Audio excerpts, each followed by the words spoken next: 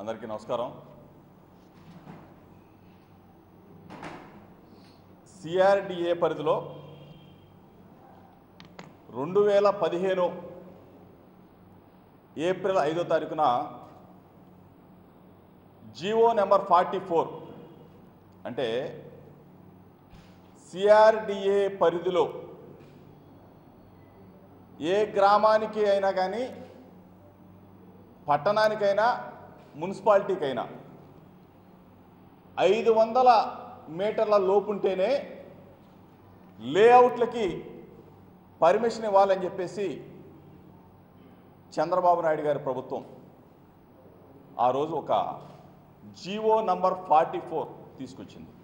అంటే రాజధాని వచ్చింది, రాజధానిలో రియల్ ఎస్టేట్ రంగం బాగా ఉంది, రైతులందరూ కూడా సంతోషంగా ఉన్నారు, రైతులందరూ కూడా వారి వారి అవసరాల నిమిత్తం వారి వారి పొలాలని రియల్ ఎస్టేట్కి ఇచ్చి ఎంతో కొంత లాభాన్ని గడిస్తున్న ఆ రోజుల్లో రైతుల నెత్తి మీద రియల్ ఎస్టేట్ రంగం మీద ఆ రియల్ ఎస్టేట్ రంగం మీద ఆధారపడి బ్రతుకుతున్న వేలాది లక్షలాది కుటుంబాలని అన్యాయంగా ఆ రోజున ఒక జీవో తీసుకొచ్చింది.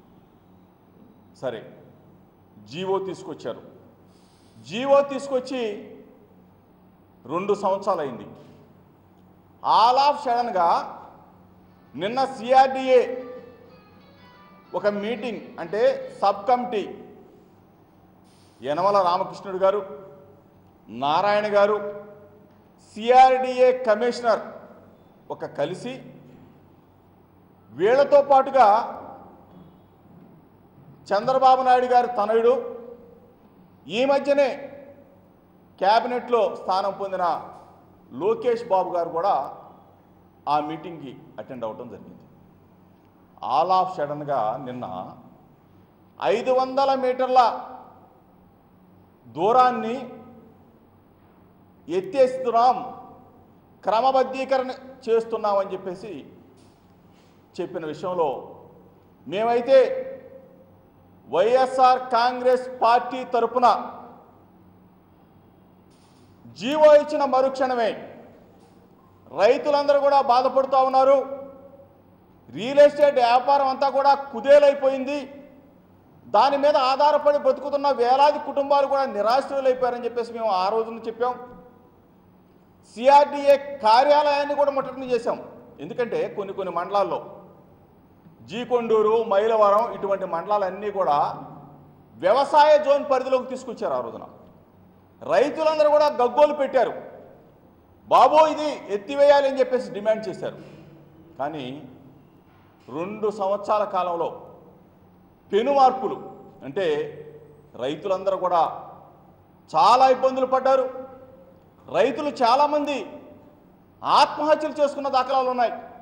రియల్ ఎస్టేట్ వ్యాపారులు రైతులకి అడ్వాన్స్గా చెల్లించిన డబ్బులు ఈ ప్రభుత్వం వెనువెంటనే జీవో తీసుకొస్తే రియల్ ఎస్టేట్ వ్యాపారులు కూడా ఆత్మహత్యలు చేసుకున్న పరిస్థితులు ఉన్నాయి. దాని మీద బతుకుతున్న చాలామంది కుటుంబాలు వలసలేలిన పరిస్థితులు ఉన్నాయి.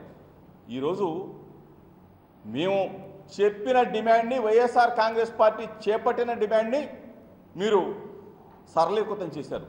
కానీ దీంట్లోనే మతలబు ఉంది.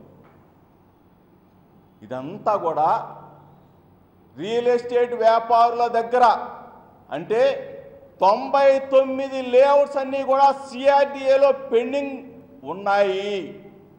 వాళ్ళందరి దగ్గర కూడా ముడుపులు కలెక్ట్ చేసి మొట్టమొదటి బోని, అంటే ఇంతకుముందు చాలా బోనీలు కొట్టారు చంద్రబాబు నాయుడు గారు తనయుడు లోకేష్ బాబు గారు. ఈరోజు మంత్రిగా ప్రమాణ స్వీకారం చేసిన తర్వాత అధికారికంగా బోనీ కొట్టారు. మొట్టమొదటిగా సిఆర్డిఏ పరిధిలో 99 లేఅవుట్లు క్రమబద్ధీకరిస్తూ, వీటితో పాటు మీరు చేసిన బినామీ ఏంటో తెలుసా? దీన్ని క్రమబద్ధీకరించే ముందు వీళ్ళ బినామీలతో పొలాలన్నీ కూడా కొనుగోలు చేశారు. బినామీలతో వేలాది ఎకరాలు మీరు అడ్వాన్సులుగా ఇచ్చి కొనుగోలు చేసిన తరువాత మీరు ఈ ప్రకటన చేశారు. అంటే 2 సంవత్సరాలుగా మీకు రైతులు గుర్తుకు రాలేదా? మీరు ఆ రోజున ఎందుకు జీవో ఇచ్చారు, ఈ రోజున ఎందుకు మీరు రిలాక్స్ చేశారు అనే దాని మీద చంద్రబాబు నాయుడు గారిని మీ ద్వారా ప్రశ్నిస్తూ ఉన్నాం, నారాయణ గారిని ప్రశ్నిస్తూ ఉన్నాం. నిన్న సిఆర్డీఏ మీటింగులో లోకేష్ బాబు గారు నంబర్ కాదు, ఆయన ఐటీ శాఖ మంత్రి, ఆయన పంచాయతీరాజ్ శాఖ మంత్రి. నీకేం సంబంధం? నీకు సంబంధం లేకుండా ఆ సబ్ కమిటీలో నువ్వు కూర్చొని నువ్వు దగ్గరుండి నువ్వు రిలాక్స్ చేయించావంటే ఎంత పెద్ద ఎత్తున ముడుపులు మూటలు మీకు అందాయ సమాధానం చెప్పాలని చెప్పేసి మీ ద్వారా అడుగుతూ ఉన్నాం. మేము నెత్తి నోరు కొట్టుకొని చెప్పాం, ఏవయా బాబు, రైతులు వాళ్ళు ఇష్టం వచ్చినట్టు అమ్ముకుంటా ఉన్నారు, వాళ్ళ ఏదో పెళ్ళిళ్ళు ఉంటాయి, వాళ్ళ పిల్లలు చదువుకుంటారు, వాళ్ళు అమ్ముకుంటారా అంటే వాళ్ళ నెత్తి మీద బండేసి మీది వ్యవసాయ జోను, మీ వ్యవసాయ జోన్ పరిధిలో ఉంది మేము చెప్పరా, స్పష్టంగా రాశారు ఒక పేపర్లో. అయితే సింగపూర్ ప్రభుత్వం ఇచ్చిన ఆదేశాల ప్రకారం వ్యవసాయ జోన్లు పెట్టారంట. సింగపూర్ ప్రభుత్వం ఇచ్చిన ఆదేశాల ప్రకారం వ్యవసాయ జోన్లుగా ఆ రోజు మీరు ఎందుకు పెట్టారని మేము ప్రశ్నిస్తే నారాయణ గారు చెప్పారు అసలు వ్యవసాయ జోన్లు అనే లేవని చెప్పారు. స్వయంగా రాశారు ఒక పత్రిక. ఇదంతా కూడా సింగపూర్ వాళ్ళు చెప్తే మీరు వ్యవసాయ జోన్లు పెడతారు, సింగపూర్ వాళ్ళు చెప్తే మీరు మరలా ఎత్తేస్తారు. అంటే మీకు లబ్ధి కలిగితే, మీకు ముడుపులు ఇస్తే లేఅవుట్లకి పర్మిషన్ ఇస్తారు. మేము లేఅవుట్లకు పర్మిషన్ ఇవ్వద్దని చెప్పట్లా. అసలు ఎందుకు పెట్టారు మీరు జీవో ఎందుకు ఇచ్చారు, జీవో ఎందుకు క్యాన్సిల్ చేశారు, ఈ 2 సంవత్సరాల కాలంలో జరిగిన మార్పులు ఏంటి?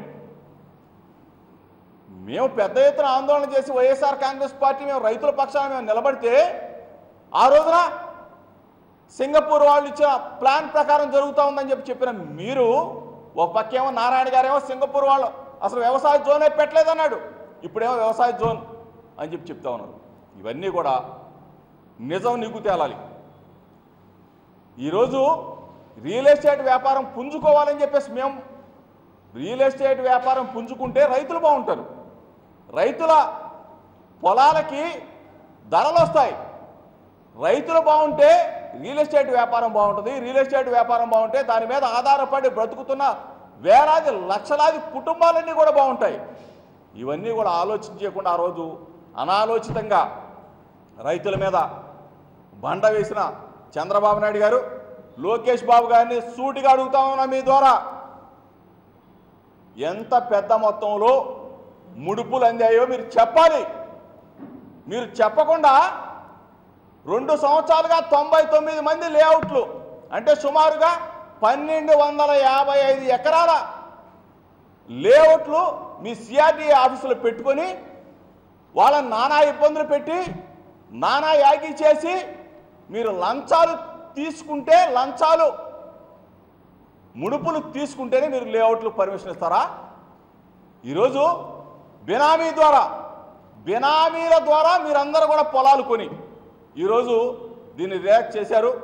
ఇది ప్రజలందరూ కూడా గమనిస్తూ ఉన్నారు. మేము ఒకటే చెప్తా ఉన్నాం, నిన్న చెప్తా ఉన్నాడు ఆంధ్ర రాష్ట్ర ముఖ్యమంత్రి నారా చంద్రబాబు నాయుడు గారు, రౌడీ రాజ్యంగా అసలు నువ్వు ప్రవర్తించేదే అసెంబ్లీలో రౌడీలాగా ప్రవర్తిస్తూ ఉన్నావు. ఒక ప్రధాన ప్రతిపక్ష నేతని మాట్లాడనీయకుండా జగన్మోహన్ రెడ్డి గారి నోరు నొక్కే కార్యక్రమం చేస్తూ ఉన్నావు, గొంతు నొక్కే కార్యక్రమం చేస్తూ ఉన్నావు.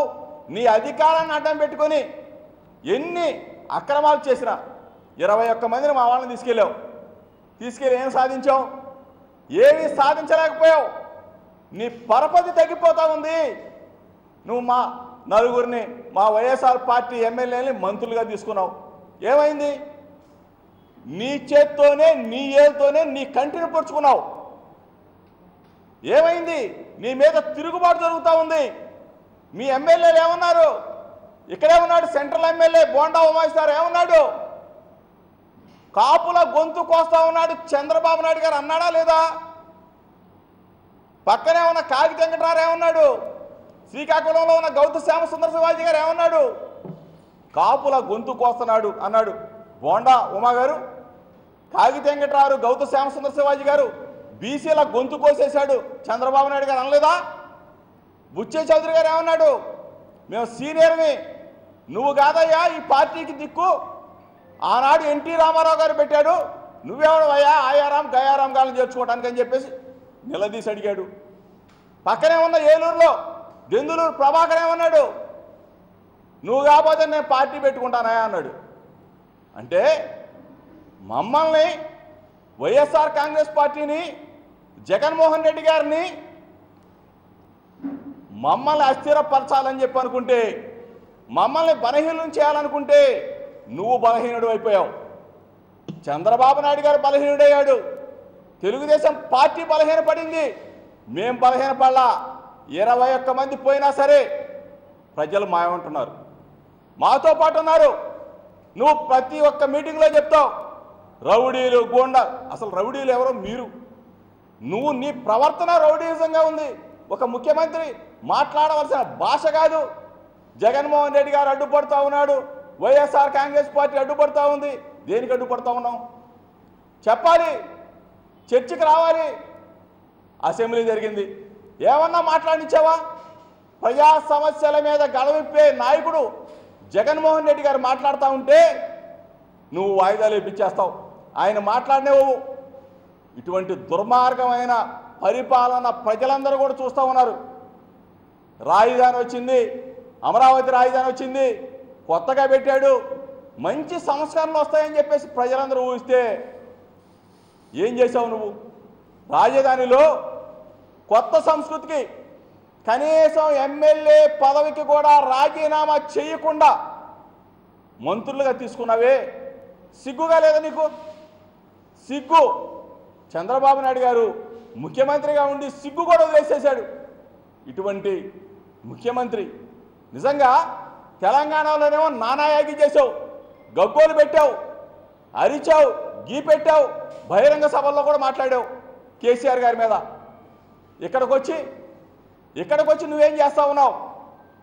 రాజకీయ వ్యభిచారం చేస్తా ఉన్నాడు చంద్రబాబు నాయుడు గారు. అమరావతి నడుబొడ్డున రాజకీయ వ్యభిచారం చేస్తా ఉన్నావు. నిజంగా సిగ్గుగా లేదా చంద్రబాబు నాయుడు గారిని అడుగుతా ఉన్నాను. జగన్మోహన్ రెడ్డి గారిని ఎంత నువ్వు బలహీనపరచాలనుకున్నావో నువ్వంత బలహీనపడిపోయావు. నీ పార్టీ అంత బలహీనంగా దిగజారిపోతా ఉంది. నీ మీద తిరుగుబాటు చేసే రోజు అతి దగ్గరలోనే ఉంది. నిన్న మాట్లాడతాడు, నిన్న గుర్తుకొచ్చారు. నిన్న జ్యోతిరావు పూలే గారి జయంతి అయితే మరలా బీసీలు గుర్తుకొచ్చారు. ఈయనకి మరలా అంట ఆదరణ స్కీమ్ పెడతాడంట. ఎలక్షన్స్ వస్తే చాలేనా ఆదరణ ముందడుగు. ఏంటయ్యా నువ్వు చేసేది? ఆదరణ పెట్టి ఏం చేస్తావు? ముందడుగు పెట్టి ఏం చేస్తావు? బీసీలకి సంవత్సరానికి 10,000 కోట్ల రూపాయలు బీసీ ప్రణాళిక, ఉప ప్రణాళిక ఇస్తానని చెప్పి 4 బడ్జెట్లు అయినాయి. 40,000 కోట్ల రూపాయలు ఇవ్వాలి. నువ్వు 7,000 కోట్ల రూపాయలతో సరిపెట్టిన నువ్వు బీసీలని మోసం చేసింది కాక, దగా చేసింది కాక మరలా ఆదరణ స్కీమ్ పెడతావా? ఎన్నికలు వచ్చేసరికి బీసీలు గుర్తొస్తారు. ఇటువంటి విలువలు లేని చంద్రబాబు నాయుడు గారికి మహాత్మా జ్యోతిరావు పూలే గారి జయంతి వేడుకల్లో పాల్గొనే అర్హత లేదు. ఇంకోటి కూడా చెప్తా ఉన్నాను, ఎల్లుండి అంబేద్కర్ గారి స్మృతివనానికి శంకుస్థాపన చేస్తా ఉన్నావు. అంబేద్కర్ ఆశయాలు తెలుసా? రాజ్యాంగానికి నువ్వు తూట్లు పొడిచి రాష్ట్రంలో 10% ఉన్న ముస్లిం మైనార్టీలకి ఒక్క మంత్రి పదవి ఇవ్వలేదే, 8% ఉన్న ఎస్టీలకి ఒక్క మంత్రి పదవి ఇవ్వలేదే. అంబేద్కర్ గారి రాజ్యాంగాన్ని ఒకసారి చదువుకో చంద్రబాబు నాయుడు గారు. బడుగు బలహీన వర్గాల వారికి సముచిత స్థానం కల్పించడానికి అంబేద్కర్ గారు పోరాడితే మైనార్టీలని, ఎస్టీలని నువ్వు వెన్నుపోటు పొడిచి అంబేద్కర్ ఆశయాల కోసం నువ్వు అంబేద్కర్ స్మృతివనం కడతావా? సిగ్గుగా లేదా? నీకు అర్హత ఉందా? పూలే గారి వేడుకల్లో కానీ, అంబేద్కర్ గారి వేడుకల్లో కానీ, జగజ్జీవన్ రామ్ గారి వేడుకల్లో కానీ చంద్రబాబు నాయుడు గారికి పాల్గొనే అర్హత లేదని చెప్పేసి మీ ద్వారా తెలుపుకుంటూ, నిన్న జరిగిన సిఆర్డీఏ పరిధిలో లేఅవుట్ల క్రమబద్ధీకరణ, దీని మీద పెద్ద ఎత్తున ముడుపులు మూటలు చంద్రబాబు నాయుడు గారి కుమారుడికి అందినయా లేదా? దీని మీద విచారణ జరిపించాలి. దీని మీద పెద్ద ఎత్తున ముడుపులు అందినాయి. అంతకపోతే మీరు లేఅవుట్ల క్రమబద్ధీకరణ ఎందుకు చేస్తారు? 2 సంవత్సరాల్లో మీరు జీవో ఎందుకు ఇచ్చారు? జీవో ఎందుకు క్యాన్సిల్ చేశారో సమాధానం ప్రజలకు చెప్పాలని మీ ద్వారా అడుగుతా ఉన్నాను.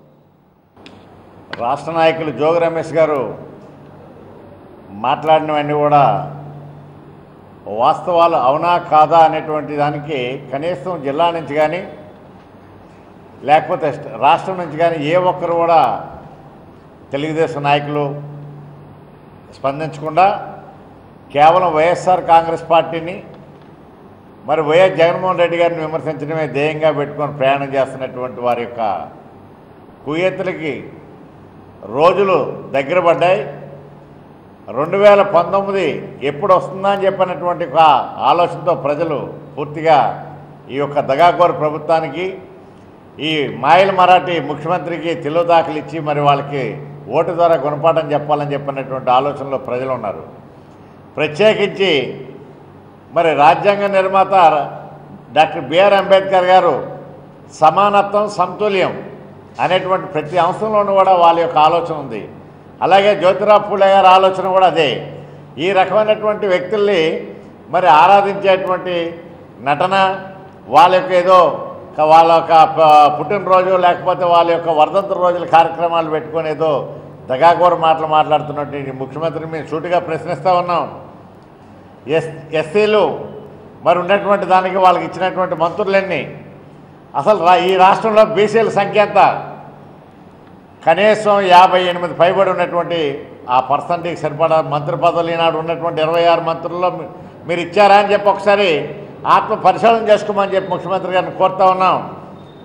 మరి ఇంత పర్సంటేజ్ ఉన్నటువంటి బీసీలకు ఇచ్చినటువంటి మంత్రుల పదవులు 6 ముఖ్యమంత్రితో పాటుగా 6 పదవులు ఇచ్చారు. మీ పర్సంటేజ్ ఎంత అని చెప్పండి ప్రజలు ప్రశ్నిస్తూ ఉన్నారు. వైఎస్ఆర్ కాంగ్రెస్ పార్టీ ప్రశ్నించట్లా. ఈ రకమైనటువంటి పరిస్థితుల్లో 26లో ఒక మైనార్టీని, ఒక ఎస్టీని తీసుకోవడానికి నీకు మరి ఏమాత్రం కూడా మనసులో రాలేదా? మరి కనీసం వాళ్ళు ఎందుకు అంటరాని వాళ్ళుగా మరి అట్టడిన వాళ్ళని రాజకీయంగా తొక్కి పెడతాను అని చెప్పినటువంటి దాన్ని కూడా ప్రజలు ప్రశ్నిస్తూ ఉన్నారు. ఏది ఏమైనప్పుడు కూడా వైఎస్ఆర్ కాంగ్రెస్ పార్టీ ఈ రకమైనటువంటి మరి చంద్రబాబు నాయుడు గారు చేస్తున్నటువంటి ఏ రకమైనటువంటి మరి రౌడీజం, లేకపోతే వాళ్ళ ఎమ్మెల్యేలు వాళ్ళ మంత్రులు చేస్తున్నటువంటి ఏ రౌడీజాన్ని కూడా మేము భయపడే పని లేదు. ఖచ్చితంగా రాబోయే రోజుల నాటికి రాజన్న రాజ్యం 2019లో మళ్ళీ పునరావృతం అవుతుంది. జగన్మోహన్ రెడ్డి గారు ముఖ్యమంత్రి అవుతారని చెప్పినటువంటి సంగతిని గుర్తుపెట్టుకొని మరి ముఖ్యమంత్రి మాట్లాడితే బాగుంటుందని చెప్పిన సలహా ఇస్తూ ఉన్నాం.